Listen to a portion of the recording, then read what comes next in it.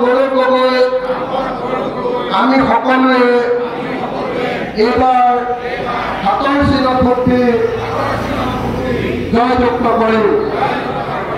আমি কেৱল নিজৰ ভোটটো দিয়াই নহয়, লগতে গোটেই পঞ্চায়তৰ ৰাইজৰ ওচৰলৈ গৈ সৰ্বভাংগত অসমৰ গৌৰৱ, ভাৰতৰ গৌৰৱ